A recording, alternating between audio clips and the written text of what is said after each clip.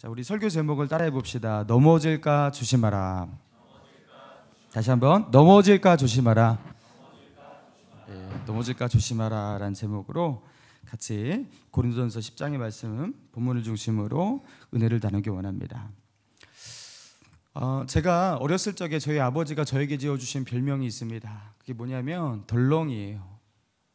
맨날 물건을 잃어버리고 놓치고 신발 주머니 같은 거 맨날 초등학교 때 수시로 잃어버리고 세발 자전거 타고 나가면 세발 자전거 맨날 어디다 갖다 두고 오고, 그래서 아버지가 저에게 덜렁이라고, 진짜 덜렁덜렁 거린다고 덜렁이라고 별명을 지어주셨어요. 저는 커서도 이 덜렁이 습관을 계속해서 유지했습니다. 그래서 우산을 들고 나가면 우산을 회수해서 가져오는 확률이 거의 없었어요. 어떻게 그렇게 한 번도 우산을 챙기지 않는지. 이상하게 비가 그치면요, 우산이 전혀 생각이 나지 않아요. 그래서 제가 우산을 어떻게 하면 안 잃어버릴 수 있을까, 그것 때문에 심각하게 고민을 하다가 결단을 했습니다. 우산을 쓰지 않겠다. 그래서 여러분, 저에게 그때 생긴 습관이 무엇이냐면, 웬만해서 소낙비, 강한 비가 내리지 않으면 맞고 다닙니다. 우산을 쓰지 않아요. 왜냐하면 그렇게 조금만 비 맞으면 몇천 원 절약하니까 그냥 쓰지 않습니다. 그래서 우산을 잃어버리는 습관을 고치게 되었습니다. 그리고 제가 전철을 타고 학교를 다닐 때 가방을 선반 위에 이제 올려놓고서 몇 번 내린 적이 있어요. 한 2번 정도 있었습니다.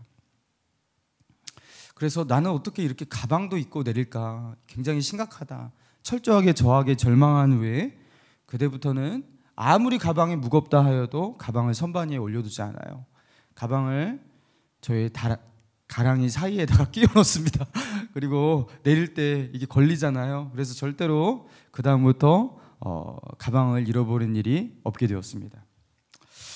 또 대학 때의 일인데요, 화장실에 들어가서 이렇게 바지춤을 내리고 이제 일을 볼 때 지갑이 걸리적거리잖아요. 그래서 지갑을 화장실 뒤에 있는 선반에 놓는 일이 있었어요.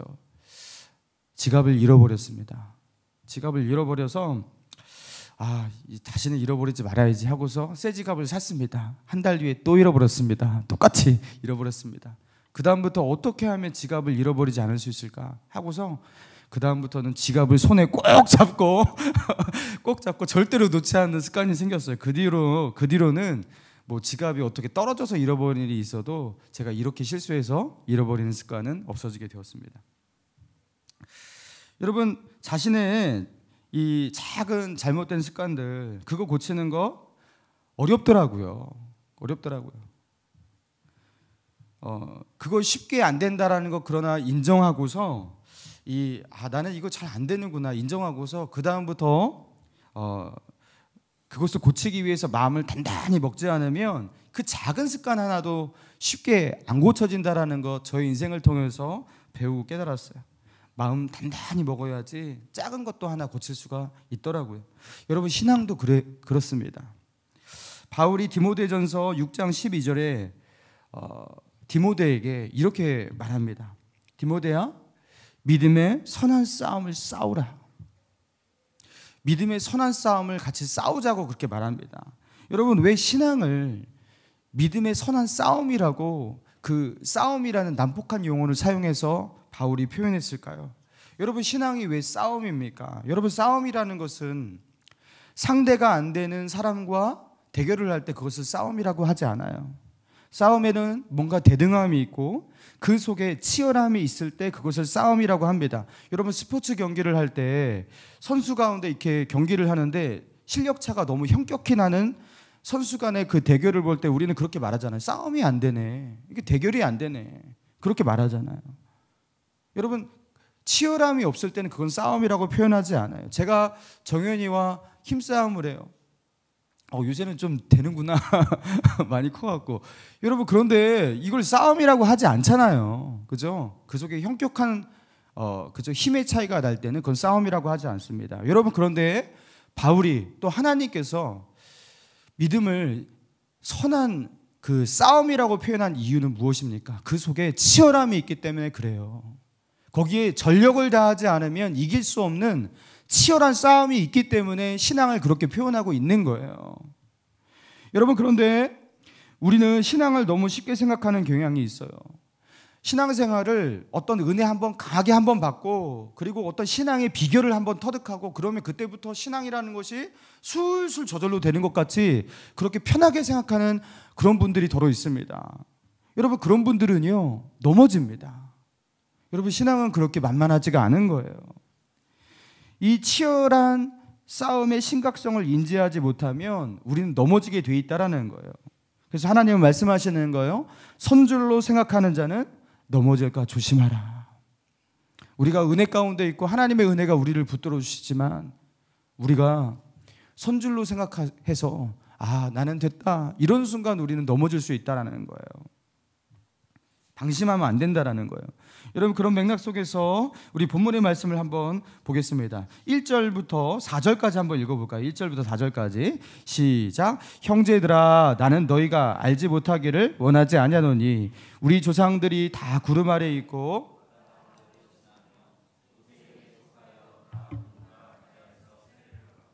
모두가 같은 신령한 음식을 먹으며 모두가 같은 신령한 음료를 뒤따르는 신령한 반석으로부터 마셨으니 그 반석은 곧 그리스도시라.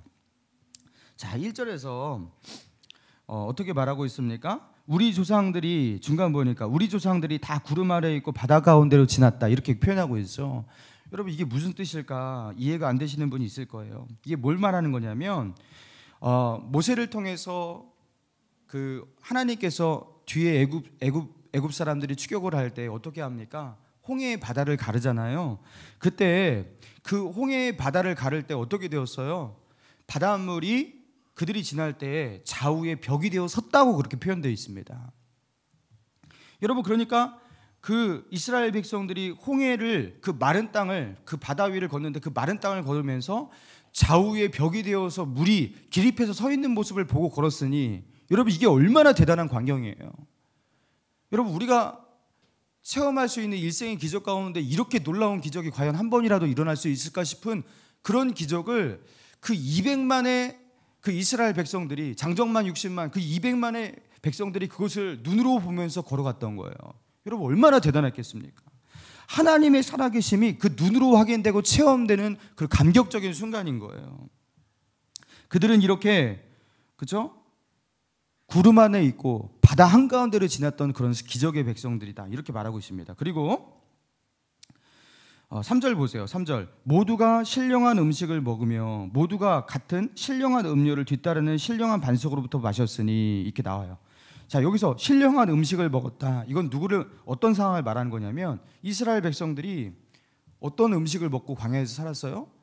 40년 동안 하늘에서 내리는 만나를 먹고 살았습니다. 하늘에서 쌀가루 같은 것들이 막 내려와 갖고, 이거 이슬도 아는 것이, 그렇죠? 하얗게 그 풀 위에 맺혀 있는 쌀가루 같은 거, 그것을 수거에다가 광야 40년 동안 그 만나를 먹고 버티고 살았다라는 거. 이런 기적이 어디 있습니까?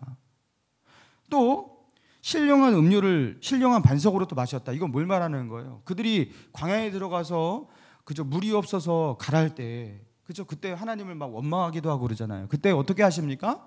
하나님이 모세를 통해서 반석을 쳐갖고 그 반석이 터지면서 물이 솟아나잖아요. 사막 한가운데서 갑자기 물이 솟아나잖아요. 그러면서 200만의 사람들의 그 목을 축이게 되는 그런 기적이 일어나잖아요. 여러분, 이런 일들이 일어났다라는 거예요. 그러니까 이 출애굽한 이스라엘 백성들이 체험했던 하나님에 대한 그 경험들, 은혜의 경험들, 이런 것들은 우리가 상상하기에, 우리가 이 땅 가운데서 한 번도 볼 수 없는 그런 은혜의 체험, 그런 기적의 체험, 하나님의 살아계심의 체험들이 그들에게 있었다. 그들은 눈으로 봤고, 그렇죠? 그들의 손으로 만졌고 그들의 삶으로 이렇게 체험했다라는 거예요. 자, 그런데 그런 그들이 어떻게 되었냐? 7절 이하에서는요, 그렇게 은혜 받고 그렇게 하나님의 살아계심을 체험했던 그들이 어떻게 되었냐면, 자, 7절에서 보세요. 그들이 하나님을 섬기다가 어느 날 어떻게 되었다? 우상 숭배하는 자가 되었다, 이렇게 말하고 있어요. 8절에서는요, 그들이 음행하다가 24,000명이 죽는 일이 생겼다. 발람의 그 꾀임으로 말미암아 미디안 그들이 우상 숭배에 참여했던 거예요. 자, 그리고 9절에서는 그들이 어떤 사람은 하나님을 시험하다가 뱀에 물려, 이게 불뱀을 말하는 거예요. 불뱀을 물려 많은 사람들이 죽게 되었다. 그리고 10절, 그들 중에 하나님을 원망하다가 멸망당한 사람들이 있었다. 고라와 다단과 아비람 뭐 이런 사람들을 말하는 것 같아요. 자, 그러면서 결국 뭘 말하는 거냐면요, 그렇게 은혜를 받고 하나님의 살아계심을 자기의 눈으로 자기의 온몸으로 체험하고 하나님의 살아계심을 부인할래야 부인할 수가 없는 그 은혜의 체험, 하나님께서 출애굽하게 하시고 이집트의 그 강력한 손에서 구원해내시고 홍해를 가르시면서 그렇게 그들을 구원하신 이 구원의 체험이 있는 이스라엘 백성임에도 불구하고 하늘의 만나를 먹고 살고 그 반석에서 물을 내셔서 그 물을 먹고서 생존했던 이스라엘 백성임에도 불구하고 그들이 어떻게 되었다라는 거예요? 그들이 쓰러졌다라는 거예요. 그들이 믿음의 길 가운데서 넘어졌다라는 거예요. 그러면서 이렇게 쓰러진 사람들이 얘기를 하면서 바울은 또 하나님은 우리에게 어떤 경고를 주고 계신 거예요?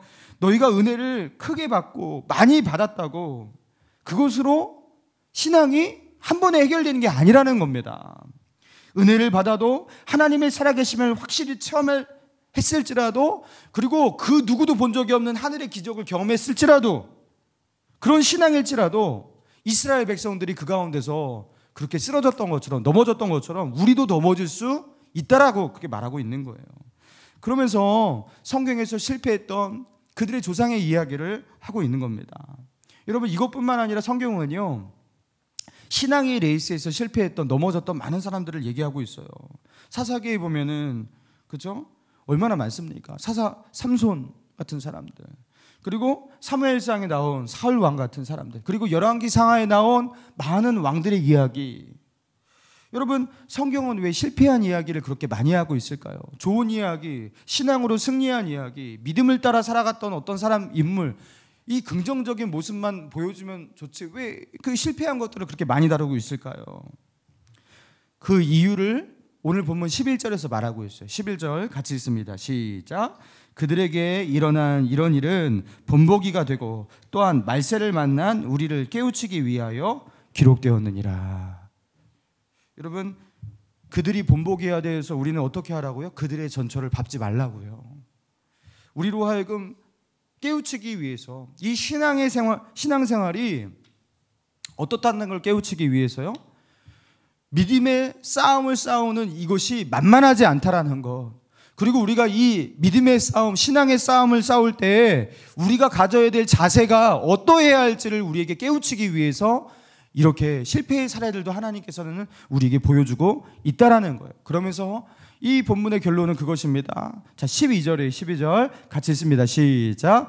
그런즉 선줄로 생각하는 자는 넘어질까 조심하라. 선줄로 생각하는 자는, 한마디로 내가 좀 신앙이 성숙했다, 내가 좀 이제는 뭔가 알 것 같다, 내가 은혜를 참 많이 받은 사람인 것 같다, 내가 좀 이제는 신앙이 굳건해진 것 같은데, 이런 느낌이 들 때, 어떤 신앙의 안도감과 안심이 들 때, 신앙의 어떤 긴장이 더 이상 없어지는 느낌이 들 때, 그때 선줄로 생각하는 자는 어떻게 하라고요? 넘어질까 조심하라, 그렇게 말하고 있어요. 여러분, 믿음의 승리라는 것은 그렇게 방심하고 안심하는 자의 것이 절대 아니라는 거예요. 신앙의 레이스는 마음 가운데 긴장을 풀고 달리는 사람에게 완주할 수 없는 레이스라는 거예요. 여러분, 그래서 우리가 신앙생활할 때 문제가 무엇이냐면, 신앙생활을요 쉽게 해보려는 겁니다. 쉽게. 오히려 하나님의 은혜를 추구하는 사람들 중 가운데 그런 경향이 있는 사람이 있어요. 신앙생활을 쉽게, 어떤 비결 하나 터득하고서 신앙생활을 하려는 분이 있어요. 여러분, 그렇지 않습니다. 저도요, 예수 믿는 것 쉽게 하는 방법이 어디 있겠지, 은혜 한번 강력하게 받으면 되겠지, 성령의 기름 부시는 역사가 강력하게 어느 날 있으면 그때부터 내 신앙생활이 술술술 풀리고 잘 되겠지 하면서 그걸 찾아 목매면서 다녔던 시절이 있었어요. 여러분, 근데 그런 게 없어요. 신앙은요 끝까지 선한 싸움입니다. 싸워야 돼요. 여러분, 지난 러시아 월드컵 때 대이변이 일어났습니다. 그 이변의 주인공 대한민국이 한 자리를 차지했습니다. 여러분, 우리나라가요 그 조별 그 리그 가운데서 스웨덴에게 졌어요. 그리고 멕시코한테도 졌습니다. 그리고 마지막으로 만난 강력한 우승 후보 이제 또 져야 됐어요. 왜냐하면 독일이라는 나라는 한 번도 예선 탈락을 해본 적이 없고, 조별리그에 탈락한 적이 없고 우승을 밥 먹듯이 하는 그런 나라입니다. 독일한테는 당연히 져야 했어요. 여러분, 그런데 결과를 여러분이 아시다시피 2대0으로 우리가 독일을 이기지 않았습니까? 물론 우리나라 축구 선수들이 매우 잘했습니다. 그래서 이겼습니다. 그런데 이거를 독일의 입장에서 해석하자면요, 그들은요 당연히 우리나라를 이길 것이라고 생각했대요. 그래서 걔네들은요 어떻게 이걸 생각했냐면 몇 점 차로 이길 것인가, 과연 우리는 몇 점 차로 얘네들을 눌러야 우리는 될 것인가, 여기에 관심이 있었다고 합니다. 여러분, 그런데 월드컵 축구에서 의외로 쉽게 떨어지는 나라들의 특징이 무엇이냐면 바로 이거예요. 방심입니다. 우리의 전력이 우세하니까, 실력적으로 우위에 있다고 생각하니까, 그러니까요 상대에 대해서 깊이 분석하지도 않고 긴장하지 않고 경기를 하는데 의외로 그렇게 해서 지게 되는 거예요. 여러분, 신앙도 그렇다라는 거예요. 여러분, 우리가 싸우는 싸움은, 이 신앙의 싸움이라는 것은 원래부터 쉬운 싸움이 아닙니다. 전력을 다해서 싸워야지 되는 거예요. 여러분, 아담과 하와를 보시기 바랍니다. 하나님께서 에덴 동산에서 아담과 하와를 그렇게 하와에게 축복하시면서 에덴 동산의 축복을 허락하시잖아요. 그 에덴 동산에서 아담과 하와에게 준 자유와 그 축복이 얼마나 컸어요. 모든 것을 가능하게 했고요, 모든 것을 먹을 수 있게 했습니다. 그리고 모든 것을 먹되 하나만 먹지 말라고 그렇게 하나님께서 그들에게 모든 것에 대한 자유를 주셨어요. 모든 것을 하지 말고 하나만 할 수 있다가 아니라 모든 것을 하되 하나만 하지 말아라요. 그러면서 창세기 2장 16절에 여호와 하나님이 그 사람에게 명하여 이르되 동산나무의 열매는 내가 임의로 먹되 선악을 알게 하는 나무의 열매는 먹지 말라. 먹는 날에는 내가 반드시 죽으리라 하시니. 여러분, 하나님이 요구하신 것 하나였어요. 그냥 하나만 지키면 됐어요. 그 하나만 먹지 않으면 됐어요. 모든 걸 할 수 있었어요. 애게게 겨우 그거 하나? 하나님이 요구하신 게 너무 적잖아요. 하나님께서 그들에게 주신 자유와 축복에 비해서 그들에게 가한 제한이 너무 적다고요. 우리는 지금 그 죄악과 타락의 그 결과 속에 살면서 그게 참 무시무시한 그 나무같이 보이지만 사실 그 하나만 지키면 되는 것이었다고요. 여러분, 정말 쉬워 보이는 것 아니겠습니까? 아담과 하와의 입장에서 보면요, 모든 것을 할 수 있지만 저거 하나만 안 하면 되는 거, 이거 왜 못 지키겠어? 하나님께서 모든 것을 주셨는데 저거 하나만 우리에게 주시지 않은 것인데 왜 그거 못하겠어? 아마도 아담과 하와는 그렇게 바라보지 않았을까요? 여러분, 그런데 결과가 어떻게 되었습니까? 그거 하나를 지키지 못했습니다. 뭐가 문제였습니까? 아마도 아담과 하와는요 그걸 쉽게 지킬 수 있을 거라고 생각했던 것 같아요. 하나님의 명령 안에 담겨있는 그 치열한 영적 싸움, 내가 이것을 먹는 날에 정령 죽으리라 말씀하신 그 하나님의 그 명령 가운데 담긴 그 치열한 믿음의 싸움, 그 속에 담긴 치열함과 그 위험함과 이 모든 이것을 이제 너무 쉽게 봤어요. 방심했던 겁니다. 여러분, 우리가 왜 마음을 다해서 하나님께 나아가 기도하지 못할까요? 왜 우리가 전심으로 하나님을 찾고 하나님을 구하고 예배하지 못할까요? 여러분, 신앙생활이 좀 만만해 보여서 그런 건 아닐까요? 내가 전력을 다해서, 온 마음을 다해서 그렇게 하나님을 절실하게 찾고 붙들지 않아도 나름 살만한 세상 같고, 그렇죠? 그리고 신앙생활, 내가 이렇게 하나님을 찾고 하나님을 예배하고 하나님의 은혜를 구하지 않아도 그래도 나름 신앙생활 할 수 있을 것 같고, 어느 정도 해낼 것 같고, 나름 괜찮은 신앙인으로 살고 있을 것 같고, 여러분, 그러니까 우리 속에 하나님께서 주신 그 은혜의 자리 속에서도, 기도의 자리 속에서도 우리 안에 절실함이 생기지 않을 때가 참 많습니다. 여러분, 너무 안일하게 생각하는 거예요. 여러분, 신앙생활 그렇게 만만하지 않다는 겁니다. 여러분, 제가 호날두 얘기를 의외로 많이 하네요. 크리스티아노 호날두, 제가 축구를 그렇게 많이 좋아하진 않는데 이 호날두가 맨체스터에서 그 최고의 선수로 활동하다가 나중에 레알 마드리드, 지금 유벤투스로 가 있죠. 이탈리아에. 엄청난 몸값을 가지고 있습니다. 여러분, 근데 이 호날두라는 친구에 대해서 지네딘 지단이라는 그 프랑스의 굉장히 유명한 전설적인 축구 선수 아니겠습니까? 이 지단이 호날두에 대해서 이렇게 평가했어요. 나는 매일 그가 훈련하는 것을 지켜본다. 그는 훈련장에 가면 가장 먼저 도착해서 가장 늦게 떠난다. 훈련을 매번 끝난 뒤에도 2시간씩 개인 훈련을 한 사람이 호날두다. 여러분, 호날두가 선천적 재능이, 물론 선천적 재능이 있겠죠. 그것만으로 한다고 많이 생각했을 거예요. 그러나 호날두는요, 다른 똑같은 프로 선수들 다 집에 갈 때 혼자 남아서 2시간 더 연습하는 사람, 그리고 가장 먼저 와서 연습하는 사람, 가장 늦게 퇴근하는 사람, 호날두라고 합니다. 그러면서 호날두에 대한 칭찬을 아끼지 않았다고 해요. 여러분, 호날두가 가지고 있는 이 재능이 얼마나 대단하냐면, 그 영국의 유명한 그 스트라이커 웨인 루니가 그런 말을 했어요. 호날두하고 같이 맨체스터에서 같이 축구를 하지 않았습니까? 나는 호날두처럼 해보려고, 그를 따라가 보려고 노력하지만 나는 결국 호날두처럼 축구할 수 없는 선수라는 걸 깨달았다. 아무리 호날두처럼 축구를 하고 싶어도 호날두를 따라갈 수가 없다라는 거예요. 여러분, 웨인 루니가 얼마나 대단한 축구 선수예요. 그런데 그런 대단한 축구 선수에게조차도 벽과 같은 존재가 바로 호날두였어요. 여러분, 그런데 다른 최상급 선수에게도 그렇게 벽과 같이 느껴지는 그런 실력을 가지고 있는 호날두임에도 불구하고 그는요, 그런 최상급 그 축구 선수로 있는 가운데도 다른 선수보다 2시간 더 늦게 퇴근하면서 그렇게 연습을 하고 공을 찼다라는 거예요. 여러분, 대단하죠. 여러분, 뭐가 이 호날두에 대해서 이렇게 만든 것입니까? 그가 가지고 있는 축구에 대한 개념 때문에 그런 거예요. 호날두는 축구를 어떻게 바라보는 거예요? 이걸 쉽게 생각하지 않는 거예요. 자기의 재능으로, 그리고 지금까지 쌓아왔던 지난달의 과거의 어떤 훈련으로 지금 내가 된다라고 이렇게 쉽게 생각하지 않는 거예요. 쉽게 성과를 내려고 하지 않는 거예요. 그래서 어렸을 적부터 남들보다 더 많이, 더 열심히 그렇게 공을 차고 더 늦게까지 체력 훈련을 하고, 여러분, 그렇게 운동하는 사람이 그였다라는 거예요. 사랑하는 여러분, 우리는 영적 싸움을 너무 쉽게 하려고 하지 않냐라는 거예요.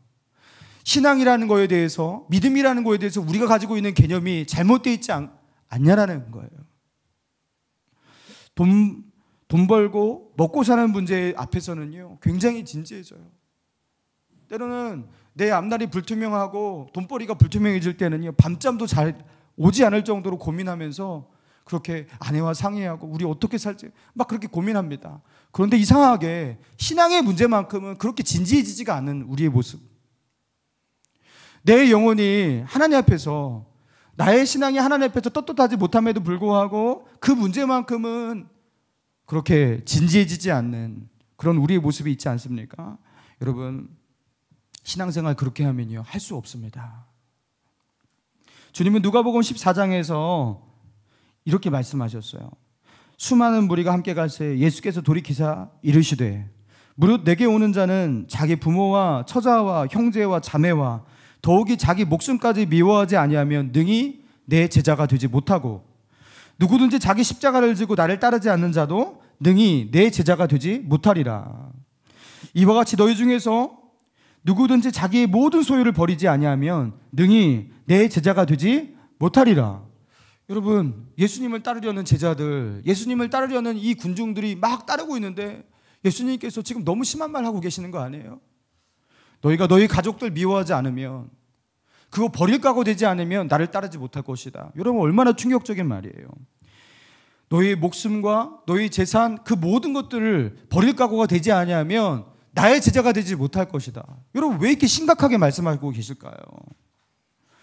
여러분, 신앙생활은 이렇게 진지하지 않으면 해낼 수 없는 거예요. 우리가 치러야 될 대가에 대해서 인지하지 않고 그냥 어느 정도 그냥 교회 가서 예배드리면 되겠지, 애초부터 이런 생각으로는 믿음의 레이스를 완주할 수가 없다는 겁니다. 그래서 예수님은요, 믿음의 길을 가려고 하는 사람들에게 자세를 가르치고 계신 거예요. 단단히 마음 먹고 나를 따르라는 겁니다. 여러분, 지난날 그 뉴스에 그 세계 그 화제거리를 다루는 그 뉴스 가운데 이런 얘기가 나온 적이 있어요. 목이 잘린 코브라가 요리사를 물었대요. 그래갖고 그 요리사가 그 코브라에 물려갖고 숨지는 사고가 일어났는데요. 이 동남아시아 식당에서 일어난 일인데, 이 코브라로 요리를 하는 요리사예요. 근데 코브라를 요리하기 위해서 뱀의 머리를 일단 잘랐어요. 그럼 뱀은 죽은 것 같잖아요. 그리고 뱀의 머리를 짜고 그 머리를 쓰레기통에 넣은 거예요. 그리고 이제 요리를 실컷 했습니다. 그리고 이제 그 뱀의 머리를 버리기 위해서 쓰레기 처리를 하기 위해서 쓰레기통을 가지고서 쓰레기를 이렇게 부을 때 코브라의 그 머리 있잖아요. 그 머리가 떨어지면서 요리사의 팔을 물어버린 거예요. 아니 어떻게 머리가 잘려서 머리밖에 없는 게 어떻게 힘이 나갔고 그게 요리사를 그렇게 물게 되었을까? 결국에 이 요리사는요 코브라의 멍독으로 죽게 되었답니다. 여러분 모든 파충류는 장기가 손실되어서 몸통이 없을지라도 최대 1시간 동안 자기의 기능을 그 부분임에도 불구하고 다 유지할 수가 있대요. 여러분 머리를 자라도 안 됩니다. 주의하셔야 돼요. 예, 다 움직인다고 합니다. 그래서 머리를 잘라는데도 거기에서 그냥 반사신경이 그냥 물어버린 거예요. 그래서 잘린 뱀도 안심할 수가 없는 거예요. 사랑하는 여러분, 우리가 구원의 감격으로 우리 가슴이 벅찰 때가 있어요. 성령의 충만을 받고서 또 기도의 응답을 받고서 하나님의 말씀의 은혜 가운데 또 주의 말씀 앞에서 결단을 할 때 또 세상을 다 이길 것 같은 승리감 가운데 있을 때가 있습니다. 또 하나님이 주신 사역의 열매, 믿음의 열매가 우리 삶 가운데 보여질 때 우리 마음 가운데 참 기쁨과 안도감이 있을 때가 있습니다. 여러분 그러나 주의할 게 무엇입니까? 우리가 그렇게 승리했다 하더라도요, 사탄의 머리를 잘랐다 하더라도요, 사탄은 여전히 우리를 물 수가 있어요. 예수 그리스도께서 십자가의 죽으심으로 말미암아 사단의 머리를 치셨습니다. 그 사단은요 결코 그리스도의 권세를 이길 수가 없어요. 그리고 그리스도를 신뢰하는 우리를 이길 수가 없어요. 그러나 머리가 잘린 사탄일지라도 그는 맹독을 가지고서 우리를 물어올 수가 있어요. 우리가 천국 가는 그날까지 방심하면 안 되는 이유가 그것이에요. 사랑하는 여러분, 추석 연휴예요. 이제 우리가 고향에 가고 부모님을 만나고 그리고 형제들을 만나고 친척들을 만나서 대화를 합니다. 그 가운데 우리와 가치관이 다르고, 그렇죠? 때로는 종교가 다른 어떤 친지를 만날 때도 있습니다. 그리고 형제를 만날 때도 있습니다. 그리고 그 가운데 지난날 가지고 있던 상처와 관계적인 어려움 때문에, 그렇죠? 불편한 그런 사람들 만나기도 합니다. 여러분, 그래서 이 연휴 기간은요 어찌 보면 더욱더 영적으로 긴장하고 무장해야 되는 그런 시기인 거예요. 여러분 저는 목회자로서 늘 긴장이 되는 시간이 언제냐면 설 연휴하고 추석 연휴예요. 꼭 설 연휴, 추석 연휴가 지나면 성도들이 이렇게 교회 와서 예배를 드릴 때 굉장히 침체된 느낌이 들어요. 연휴 기간 동안 뭘 하고 왔는지 도대체 굉장히 침체되어 있고 막 소그룹도 잘 안 되고 목장마다 되게 힘들어하고 막 그런 느낌이 들 때가 굉장히 많아요. 그래서 교육자들은 이 명절 연휴가 되면요 긴장합니다. 명절이 때로는 없었으면 좋겠어요. 이때를 계기로 막 장기 결석자도 생기기도 하고요. 여러분 영적으로 깨어 있어야 됩니다. 비록 우리가 그 빨간 날 연휴 기간 가운데 새벽 예배를 매일같이 드리지 못하고 또 우리가 늘 하던 경건에 똑같이 힘쓰지 못할지라도 최소한 하나님께 드려야 될, 하나님께 지켜야 될 것을 지키면서 영적으로 무장해야 됩니다. 또 우리의 친척들, 가족들 가운데 아직도 예수 믿지 않은 영혼들이 있잖아요. 여러분 그 가운데 우리가 빛이 되고 소금이 되고 복음을 증거하기 위해서 영적으로 무장해야 돼요. 여러분 그래서 여러분에게 고면하기는 연휴가 되셔도요 아침에 일어나갖고 바로 식혜부터 찾고 한가부터 먹고 이러지 마시고 아침에 일어나면 성경을 한 장 보세요. 그리고 하나님 앞에 10분, 20분만이라도 무릎 꿇고 하나님 오늘 내가 빛이 되어 소금이 되어 말씀을 따라 살아갈 수 있도록 인도하여 달라고 그렇게 기도하시기 바랍니다. 그리고 연휴가 끝날 때쯤에 이제 긴장이 풀어져 갖고 여러분 그러지 않습니까? 그렇죠? 즐기는 일을 할 때가 있잖아요. 여러분 그럼에도 불구하고 절대로 우선순위를 잊지 마시기 바랍니다. 여러분 신앙생활 쉽지 않아요. 만만하게 봐서 될 게 아니에요. 그리고 한번 침체된 거 다시 일으키기 너무나 쉽지 않아요. 여러분, 우리 주님께서 우리에게 주신 말씀 기억하시기 바랍니다. 그런즉 손줄로 생각하는 자는 넘어질까 조심하라. 하나님, 이 연휴 기간 믿음으로 또 주님과 동행하면서 살아갈 수 있도록 나와 함께 해달라고 그렇게 기도하면서 그렇게 연휴를 맞이할 수 있는 저와 여러분 되기를 주님의 이름으로 축원합니다.